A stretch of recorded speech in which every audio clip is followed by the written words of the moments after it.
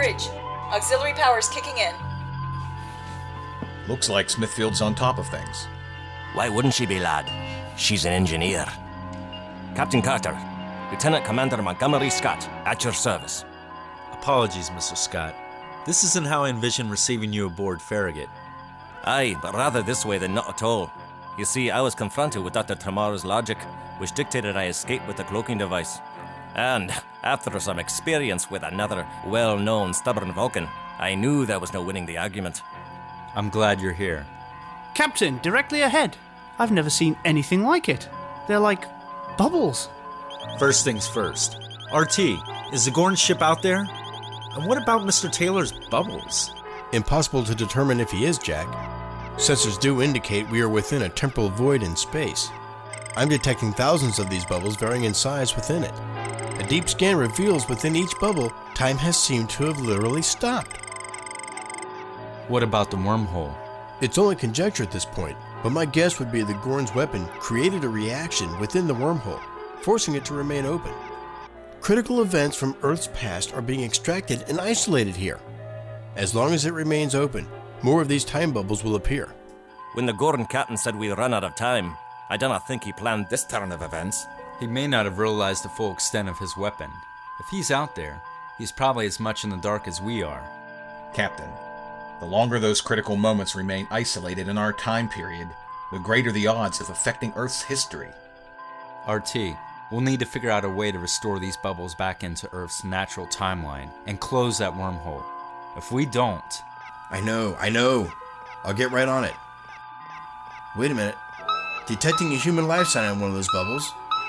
It's a female. She's wearing what I read as a radiation containment suit. Wait, she's not frozen in time like the rest. Her life signs are becoming unstable. Mike, prepare for emergency beam-in. Already on my way, Captain. Captain, with your permission, I'd like to... Go, Mr. Scott. Now detecting a name on the suit. See? Renata. Jack, the bubble is losing its integrity. Unless we transport her over, she'll be dead within minutes. I heard that, RT. It's too much of a coincidence. See, Renata has to be Carmen Renata. Jack, you must order her beamed aboard. With all due respect, Captain, we know the disastrous effects of tampering with time. Beaming this person over could place billions of lives in jeopardy.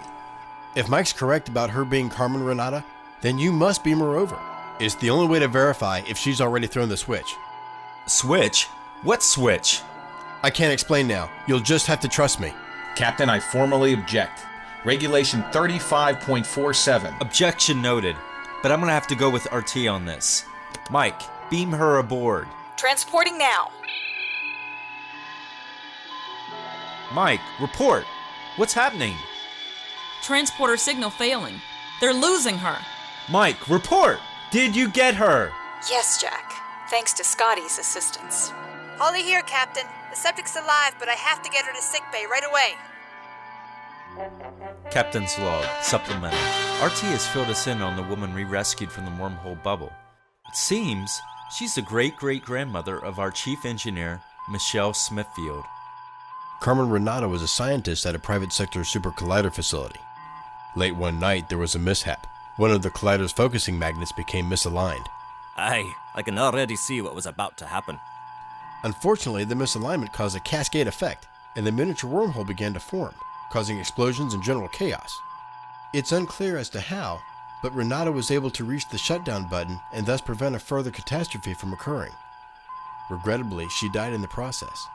The real question is, was she thrust into our time frame before or after she threw the switch? In her condition, there was no way of knowing. Therefore, we had to beam her over. I see. Then the captain's decision was indeed the most astute course of action. Maybe so, but I'd appreciate your continued reminders of such possible consequences. Time paradoxes are a difficult subject to get one's head around. In that case, I recommend Lieutenant Commander Smithfield not tell her ancestor too much about the future. Normally, I'd agree. But given the circumstances of her impending death and our chances for survival, Mike will need to be as truthful with her as we expect her to be with us. I believe we owe Renata that much. Captain, since we do have the cloaking device, I'd like your permission to see if I can integrate it into the Farragut shields. It may just come in handy. Agreed, Mr. Scott. I trust you'll clear it with Mike. You know engineers. Aye, indeed I do.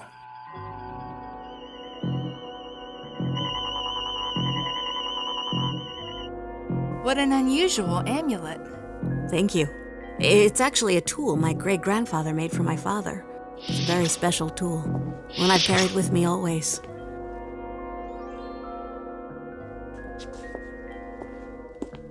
Doc Holly, she says you're going to be fine. Thank you. For a while, I was kind of worried. Look, I don't know of any good way to say this. There's something I think you should know about me. But I already know all about you. You do? I mean, what is it you know? That you're the one who rescued me. You and that other, Scott fellow. Oh, Mr. Scott. Yes, he's known among many as the miracle worker. Speaking of miracles, a most unusual device, the one that snatched me from outer space.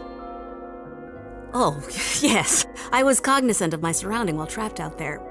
Which means this is either a highly sophisticated, top-secret prototype ship, or both you and it are from the future. In any event, I'd appreciate the truth. Well, this ship is not a top-secret vessel. As for the truth, are you positive you'll be able to handle it? I deal in facts, it's my job. So don't worry about me handling things, just get to it. It seems you do ignite with a spark. Well then, Chispa, we've got a lot of ship to see, and not a lot of time to fill you in on the past few centuries. Chispa. That's an Hispanic term only my closest friends and family call me.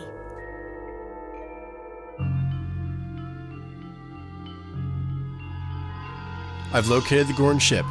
He's in no shape to do us any harm. Now detecting another vessel approaching. It reads as Endorian, although I don't recognize its configuration. Sir, he's transmitting, but our universal translator is having trouble deciphering it. Igna vestel, ucasta dentile. Igna vestel, ucasta dentile. Captain, I recognize the language. It's a seldom used Andorian dialect. I believe I can adjust the translator to recognize his words. Good. On screen. This is Shaylar of the scout ship Cassian. Who are you and what is this temporal void that holds your strange ship within? I'm Captain John Carter of the Federation Starship Farragut. Federation? Starship? Your words are unfamiliar to me, as is your species. I do not trust one with skin so pink. You, the one in front. You look to be of Aenar and Andorian descent. I will speak only to you. You are correct about my ancestry. I am Thalen. Captain Carter is a human from the planet Earth. Human? Earth? Again, your words have no meaning to me. Where is this Earth located? It's the third planet in the Sol system. I am sending coordinates. You lie. I have been to this system. There is no third planet at these coordinates, only an asteroid belt. Do you have proof of this? I do, Pink Skin. Safely filed away in my database. We are in need of that information. We were attacked by the Gorn. The Gorn? In this sector. We must leave here, immediately. We cannot leave. Shaylar, as a brother Andorian, you are bound to assist another in need. Your files can help us. I insist that you transmit them now. Very well. But I do so only because you are a brother Andorian. I had the files. Now, my brother Andorian, I'm leaving this sector. As it is disputed territory, I suggest you do the same.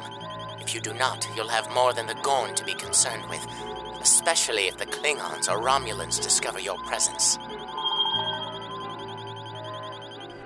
RT, contact Scotty and have him meet us in the briefing room. We need to figure out what's going on here. And Mike? Not yet. I have a hunch that Mr. Prescott's timeline concerns are coming into play here. I don't want to overly concern Mike right now, or our guest. The files indicate exactly what the Endorian said. The Earth was destroyed, and analysis indicates it happened a couple hundred years ago. One can only assume, since we are unchanged, that the void we're in is protecting Farragut from changes in the timeline. But how long can we expect such protection? I estimate we have less than 36 hours until the integrity of all the bubbles fail.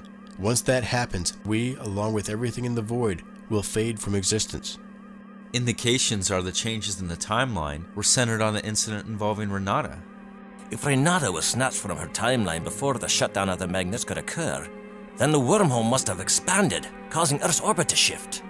If the Earth was destroyed in the 21st century, there would be no contact with the Vulcans, no Earth-Romulan war, and no Federation. Our only chance is to somehow reverse the effects of the Gorn weaponry. Basically, put time back in its place. Aren't you forgetting one thing, Captain? Yes. Even if we come up with a way to correct the timeline, how do we ask the person we saved to willingly go back to die? You overstate the problem, Captain. We simply send her back without revealing the outcome. This is a perfect example of the Vulcan axiom, the needs of the many outweighing the needs of the few. Or in this case, the one. You rescued me! And now you want to send me to my death? Carmen, wait! Security. Captain, that's not necessary. I'll bring her back. It's my responsibility. Understood. I couldn't tell her, Jack. I tried. I really tried. I'm sorry she had to hear it that way, Mike. I know she's scared, but... Scared? Damn right she's scared. I know sending her back is our only chance to set things straight, but do we really have the right to make that decision for her?